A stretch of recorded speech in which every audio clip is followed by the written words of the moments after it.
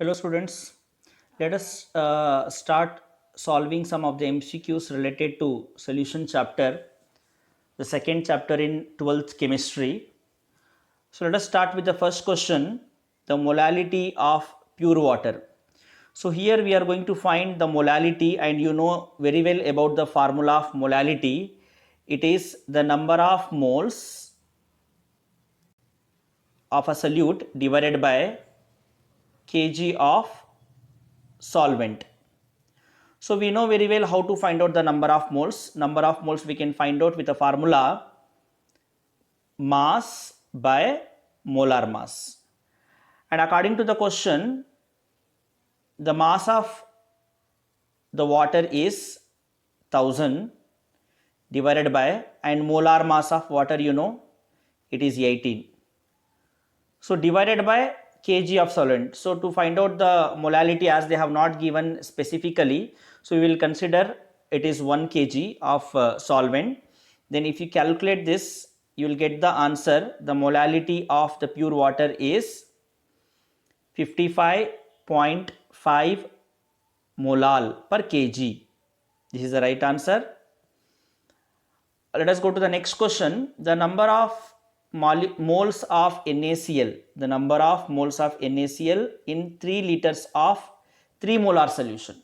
So please read the question properly. So we can consider that 3 molar means 3 moles of NaCl in 1 liter. 3 molar in the sense 3 moles of NaCl in 1 liter of solution.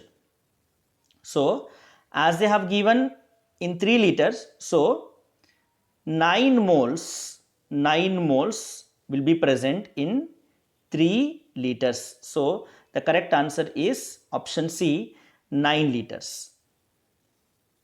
So next question is 4 liters of 0.02 molar aqueous solution of NaCl was diluted. How? By adding 1 more liter of water. So we need to find out, after adding this 1 more liter of water into the above particular NaCl solution, what will be the molality, that we need to find out. So for that we are going to consider the formula M1V1 is equal to M2V2, whereas M1 is 0.02 into V1 is, according to the question, 4 liters is equal to M2 we need to find out after adding 1 more liter. So M2 into V2 is 4 plus 1, because we have added 1 more liter of water. So when you calculate this M2, you will get M2 is equal to 0.02 into 4, that is 0.08 divided by 4 plus 1, that is 5. So M2 value you will get 0.016. Right. Low concentration of oxygen in the blood. Concentration of oxygen in the blood as well as in the tissue will be very low in the people living at high altitude. So that condition is considered as anoxia. In theory we have learned. So this is due to the low atmospheric pressure. At high altitude there will be a low atmospheric pressure. Because of that, low concentration of oxygen you can find in blood as well as in tissue. Right. Let's move to the next question. Considering the formation, breaking and strength of hydrogen bond, we need to predict which of the following mixture will show positive deviation from Raoult's law.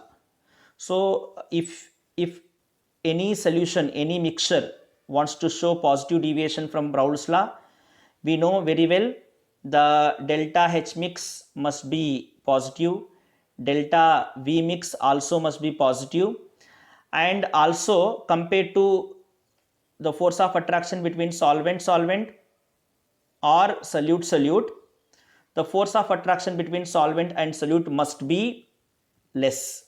Then only a mixture is going to form a positive deviation from Raoult's law. These are all the conditions. So compared to all the 4 options, on mixing methanol and acetone, the force of attraction is going to decrease between methanol and acetone, the force of attraction is going to decrease. That's why it is going to show positive deviation from Raoult's law, whereas the remaining 3 are going to show negative deviation from Raoult's law. So methanol और acetone के बीच में force of attraction कम रहता है when compared to methanol and methanol, when compared to acetone and acetone. So the attraction between methanol and acetone will be less, or they cannot able to form a hydrogen bond. That's why they are going to show the positive deviation from Raoult's law.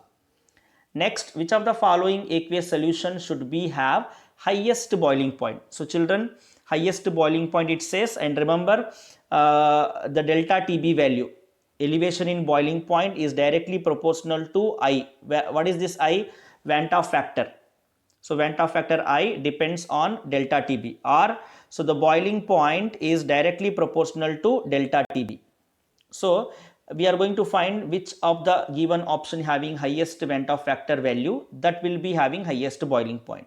Now when we dissociate sodium hydroxide, you can get only one sodium ion and one OH minus ion, means 2 ions you are going to get. So Van 't Hoff factor value will be 2.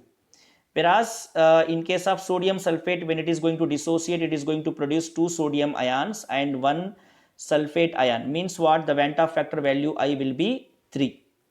Whereas in ammonium nitrate, on dissociation, it is going to produce 1 ammonium ion and 1 nitrate ion, means what? The Van 't Hoff factor value will be 2. Whereas in potassium nitrate, on dissociation, it is going to produce 1 potassium ion and 1 nitrate ion. So here Van 't Hoff factor value is 2. So out of 4 options, the highest Van 't Hoff factor value I will be to the sodium sulfate Na2SO4. So that's why this is going to show the highest boiling point, right? Let us move to the next question. In comparison to 0.01 molar glucose solution, in comparison to the glucose solution of the same concentration, the depression in freezing point of same concentration magnesium chloride we need to find out.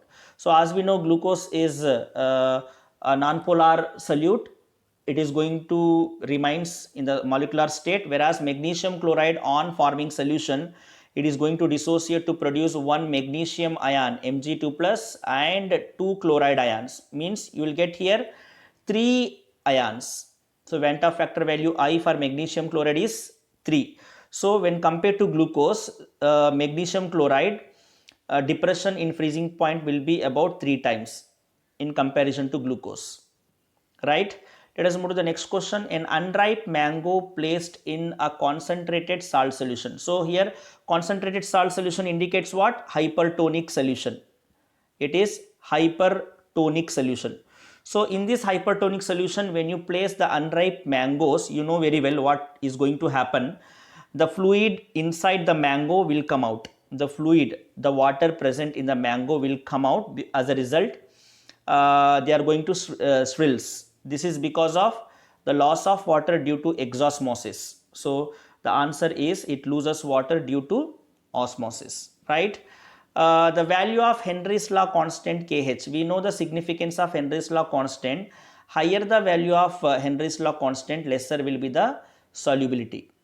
So according to the given option, the right option related to Henry's law constant is greater for the gases with lower solubility. Kh is greater for the gases with lower solubility. Remember, Kh value significance, higher the value of Kh, lesser will be the solubility, and vice versa.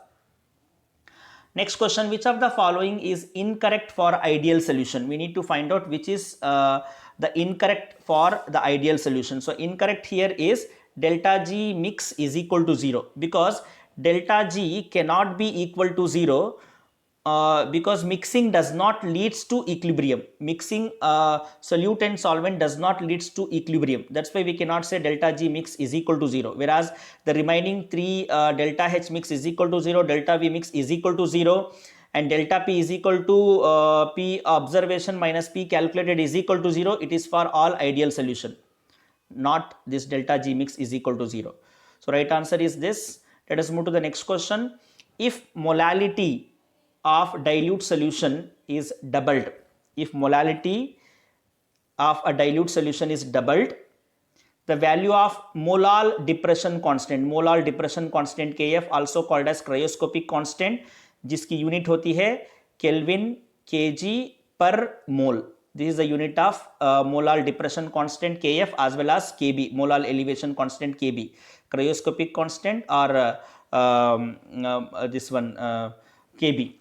So unit is same, so that is not the question here. So the molality of dilute solution is doubled, the value of molar depression constant will be. So remember children, Kf is not depend on molality. Kf is not depend on molality. That's why the answer is option C, unchanged. So it will remains unchanged. Whether you double or tripled, it is going to remains unchanged. Next, the temperature at which 10% aqueous solution of glucose will show the osmotic pressure of 16.4 atmosphere. Universal gas constant value they have given. They are asking us to find out the temperature. So we are going to use osmotic pressure formula. Pi V is equal to nRT. So pi is the osmotic pressure, V is the volume of the solution, N is the number of mole, R is the gas constant, and T is the temperature.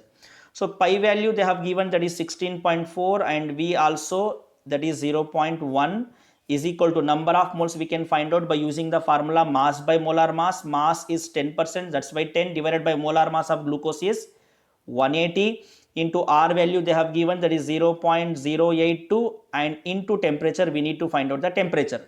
So when you calculate this, 16.4 into 0.1 is equal to 10 divided by 180 into 0.082. So temperature you will get 360 Kelvin is the right answer for this question, 360 Kelvin. Next, which has the lowest boiling point at 1 atmospheric pressure? So out of the option given, the non-ionic is urea. Urea is a non-polar solute, so it is not going to dissociate, it remains in the molecular form.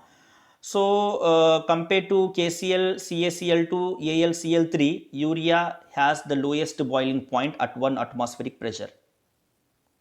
Next, people add sodium chloride to water while boiling the egg. So here it is related to Raoult's law. So why we are adding sodium chloride? A pinch of sodium chloride is going to be added while boiling the egg. When you add little pinch of sodium chloride into the water, the boiling point is going to increase. Okay, instead of 100 degree, the boiling point is going to increase. Then the boiling of egg will be easier. So to increase the boiling point, we are going to add a pinch of sodium chloride into the water while boiling the eggs. The Van 't Hoff factor I accounts for. So Van 't Hoff factor I accounts for the extent of dissociation of solute. The option B is the correct answer here. Next question, the molar elevation constant. Molar elevation constant depends on, the molar elevation constant depends on nature of solvent. This is the right answer. Next, which of the following unit is useful in relating the concentration of solution in vapor pressure? Children, vapor pressure, they are asking for the vapor pressure. So for the vapor pressure, the unit is useful in relating the concentration is mole fraction, because we know relative lowering of vapor pressure is equal to mole fraction. Okay, so mole fraction is the right answer for vapor pressure. On dissolving sugar in water at room temperature, solution feels cool to touch on dissolving sugar in water. So under which of the following cases dissolution of sugar will be most rapid? You know very well, dissolution will be dissolution of solid, solubility of solid in water increases with increase in temperature. So powdered sugar in hot water is the right answer. At equilibrium, the rate of dissolution of solid solute in a volatile solvent is, the correct answer, can you guess? It is very easy, equal to the rate of crystallization. At equilibrium, the rate of dissolution of a solid solute in a volatile liquid solvent is equal to the rate of crystallization. Now last question of today's session. A beaker contains a solution of substance A. Precipitation of substance A takes place when a small amount of A is added. You are adding a substance A into the solution. After adding, you are getting a precipitate. After adding a substance A into the solution, you are getting a precipitate into the beaker. That indicates what? The solution has attained supersaturation. That's why the precipitate has been formed. So answer is supersaturation.